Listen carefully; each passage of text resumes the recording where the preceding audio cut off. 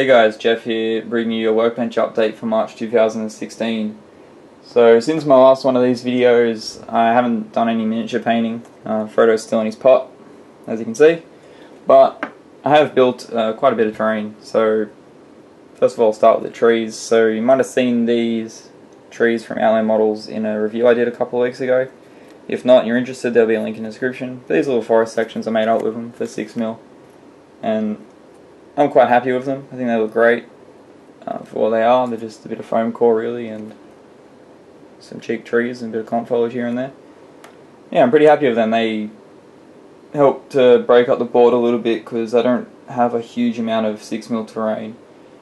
Mostly just a little village that I built last year for Idic Beer's Drain Square comp, and also for a couple of little forest sections. The other thing I built for 6mm was these little hills. They're just made out of offcuts of foam core that I've cut some different shapes out of, beveled the edges down and just sanded and flocked up. And yeah, I'm pretty happy with them. Again, they're not anything special, but they add a bit of variation to the board and give me a little bit more options for terrain when I play 6mm games. And the last thing I did was these little sections of bushes. So these are a bit more versatile than the other things I've worked on. Like, these can work at 28 or 15mm as well as 6mm. Well, they can work at any scale really, because it just depending on what scale you're at to what they really represent. So at 28mm these are just some bushes and stuff, but at 6mm these are like big foresty, like really thick forests, so they work really well for that.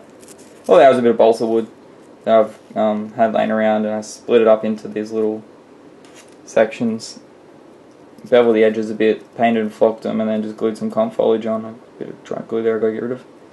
And then once the comp foliage was on there, I went over it with some watered down PVA just to give it a bit more firmness. And then I also sprinkled, while it was still wet, I sprinkled just a little bit of the flock over the top of the bushes just to give it a bit of colour variation. That's a trick I picked up from Meld's Rain Tutor when he used flock on trees. Just it looks like, you know, the light hits the top better and it just adds a little bit of variation.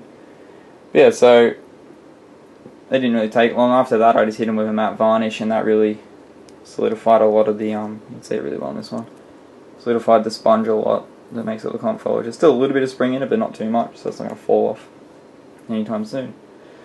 But yeah, anyway, that's pretty much all I've done this past month. Just worked on some terrain, and this month's going to be much the same because it's Idic Beer's Drain Square Circle competition, which I will be entering.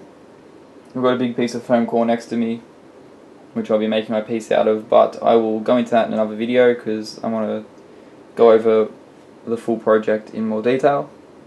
So you look out for that next couple of days, video for my bit of an intro into what I'm going to be building, and then I'll be doing little build logs after that.